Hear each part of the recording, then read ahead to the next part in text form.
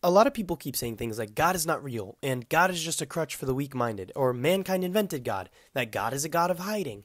And I've actually come to a conclusion with all of this. This guy named Antony Newton Flew, who was a British philosopher, belonged to all these different schools of thought. He was notable for his works on the philosophy of religion. And before his death in 2010, Antony Flew renounced his atheism, coming to see God as the driving watchmaker, imagined by deists like Sir Isaac Newton. And in 1968, he wrote Reason and Responsibility, and this parable came out of it. And this is what it says. It says, "Once upon a time, two explorers came upon a clearing in the jungle. In the clearing, they were growing many flowers and many weeds. One explorer says, 'Some gardener must tend this plot.' So they pitched their tents and set a watch. No gardener is ever seen, but perhaps he's an invisible gardener," one of them says. So they set up a barbed wire fence, they electrify it, and they patrol with bloodhounds.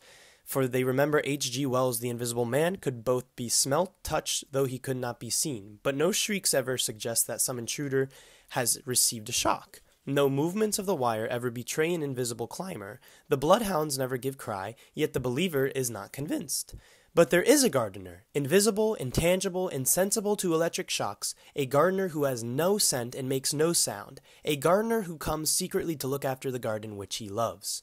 At last the skeptic despairs. But what remains of your original assertion? Just how does what you call an invisible, intangible, eternally elusive gardener differ from an imaginary gardener or even from no gardener at all? Basically saying that if God is real, and he is who he says he is, then how come there's no proof, quote unquote, and what is the difference between your God and no God at all? And in response to this, another guy named John Frame, he said this: "Once upon a time, two explorers came upon a clearing in the jungle. A man was there, pulling weeds, applying fertilizer, trimming branches. The man turned to the explorers and introduced himself as the royal gardener. One explorer shook his hand and exchanged pleasantries. The other ignored the gardener and turned away. 'There can be no gardener in this part of the jungle,' he said. 'This must be some trick. Someone is trying to discredit our previous findings.' They pitch camp. Every day the gardener arrives, tends the plot. Soon the plot is bursting with perfectly arranged blooms. He's only doing it because we're here to fool us into thinking this is a royal garden. The gardener takes them to a royal palace, introduces the explorers to a score of officials who verify the gardener's status. Then the skeptic tries a last resort. 'Our senses are deceiving us. There is no gardener, no blooms, no palace, no officials. It's still a hoax.' Finally, the believer despairs. But what remains of your original assertion? Just how does this mirage, as you call it, differ from a real gardener?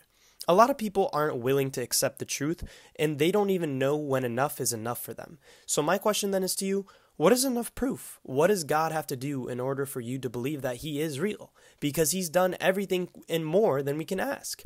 Romans 1:20 says, "For since the creation of the world, his invisible attributes are clearly seen, being understood by the things that are made, even his eternal power and Godhead, so that they are without excuse.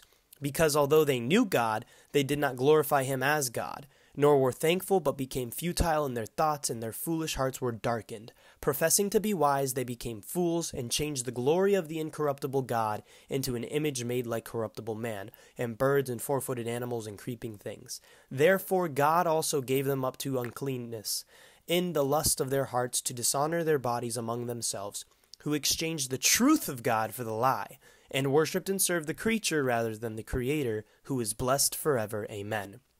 Paul basically here is arguing that God has given us creation to point to Jesus, to point that God created all things, that he's already given us enough proof in the things that we see, that they should point us to him.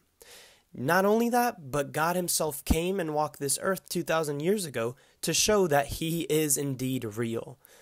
So then my question to you is, what is enough? What is enough for you to believe that? When are you going to say, okay, enough is enough, this is enough evidence, and this points to the truth? And that's something we all need to come to terms with.